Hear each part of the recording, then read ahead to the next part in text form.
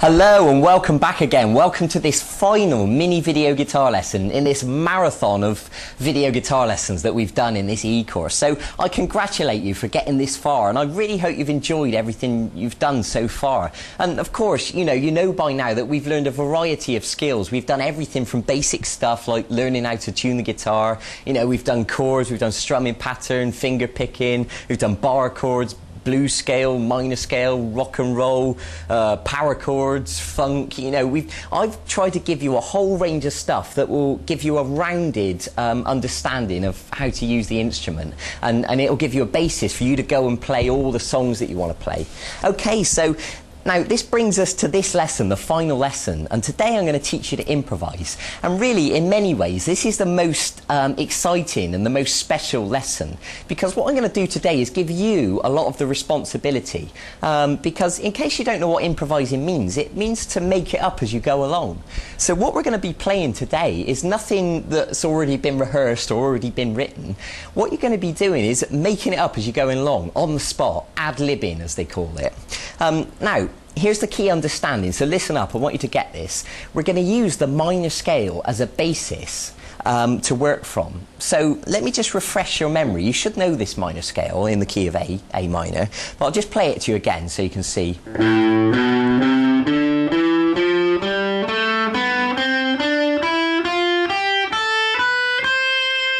Okay, so if you need to stop the video and just quickly remind yourself of that, I suggest you do it now. Now, here's the thing. You can play any of those notes in any order and they will always sound good. I know that might sound like a strange thing to say, but you don't have to play them in order, because when we start to improvise, we can choose those notes, because what we've got there is a palette of notes, and you can play them in any order and they'll always sound good. So let me just give you an example. I'm going to choose random notes from that scale. They must be from the scale, but let me show you what I mean.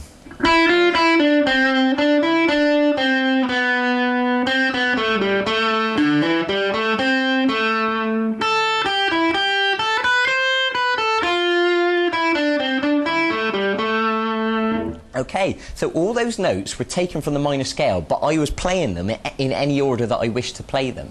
Okay, so if you want to stop the video now and try that, and use the minor scale and play any of the notes in any order, then that is a good place to start to learn improvising. Now, the next thing I want to explain to you is that when you improvise, it's rather like when you talk, because you're going to be using the guitar as an expression to kind of talk, to express yourself through the notes. And I know that sounds a little bit hairy-fairy, but if you just bear with me, I think you'll know what I mean. Because when you talk, you don't talk constantly without a break. Well, I do, but most people in a normal conversation have pauses.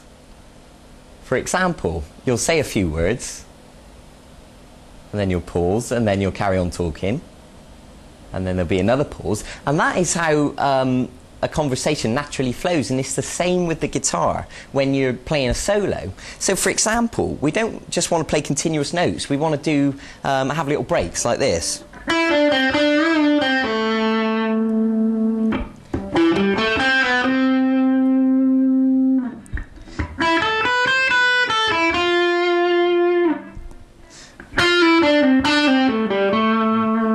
And you can see I was playing in little phrases like sentences then, and it made it sound a lot more, a lot warmer, a lot more sensitive, didn't it?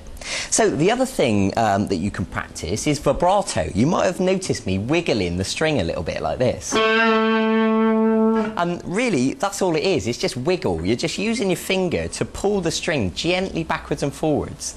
And you'll notice that singers do that. When they hold a big note, they kind of wobble the note, and it's exactly the same on the guitar. So you can practice this by moving through the scale and practicing vibrato on each note. So let me just demonstrate what I mean.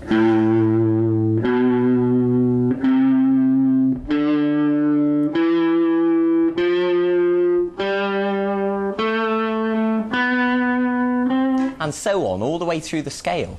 And then you can apply that to your improvising. So not only are you choosing random notes and putting pauses, you're also using vibrato on the end of the phrases, almost like a full stop on the end of a sentence, like this.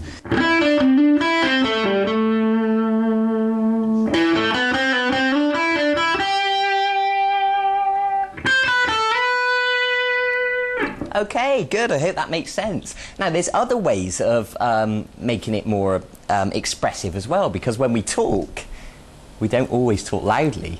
Sometimes we talk quietly. Sometimes we do talk loud, and it's the same with the guitar. So you can play soft notes, and you can play loud notes. And when you mix them up, it makes your playing so much more interesting, so much more expressive.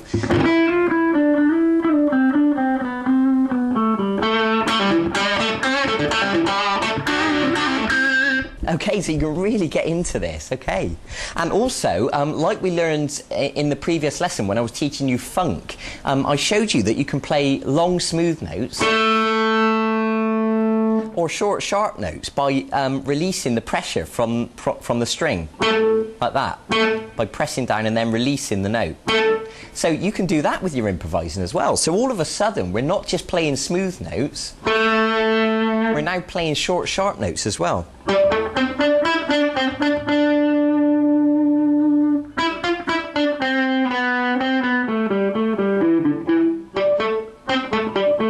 Okay, so now you can begin to mix all this in and your playing gets more interesting and more interesting. Now the other thing is hammers and pull-offs. You already know how to do that because we learned that in one of the very first lessons. And also slides, which is when you slide your finger from one note to another. Like that. So it's dead simple. You're literally just holding down a note.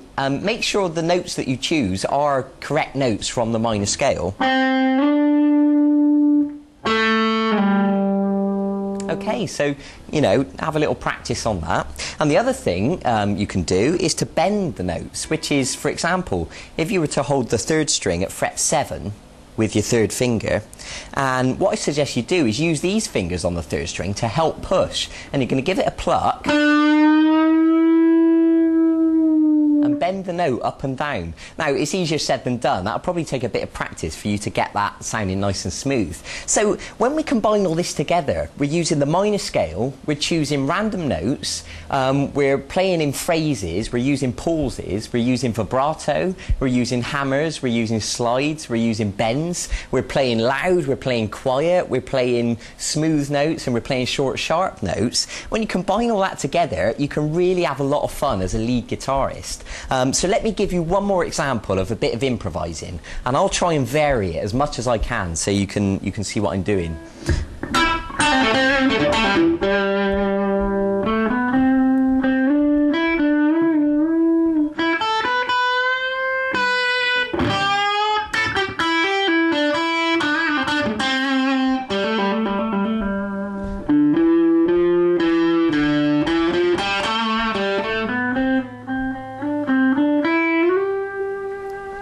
Okay, now here's the thing. Here's the other thing I want you to really understand. When you do this on your own, in a way it kind of sounds meaningless because it's out of context.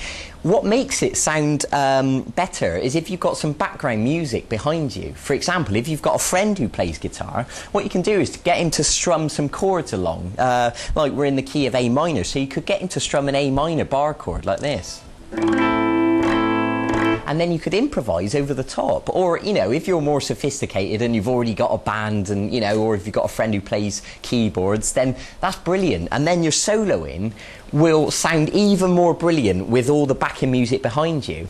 But here's your other option. You can also play along to backing tracks, and if you look on the website on vguitarlessons.com and go to the archive, you'll find backing tracks, and there's one in the key of A minor which I've designed specifically to complement this lesson. And it's a piece of music that plays along and you can practice improvising over the top, and it makes it sound like you've got a real band with you, and it is really enjoyable to play.